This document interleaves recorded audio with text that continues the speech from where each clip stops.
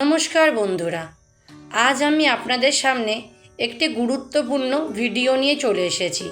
আজকের বিষয় 9টি গ্রহ বা নবগ্রহকে জলদান করা। আপনারা জানেন যে 9টি গ্রহ আমাদের জীবনে নানান ভালো দিক ও খারাপ দিক নিয়ে আসে। ওই জন্য নবগ্রহকে শান্ত রাখলে আপনারা অনেক উপকার পাবেন।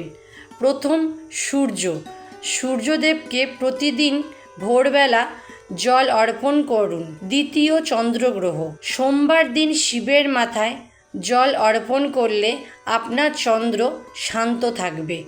তৃতীয়, মঙ্গল গ্রহ, শ্রমিকদের জলদান করুন। চতুর্থ, বুধ গ্রহ, প্রতিদিন গাছে জল দিন। পঞ্চম, বৃহস্পতি গ্রহ, মন্দিরে জলদান করুন।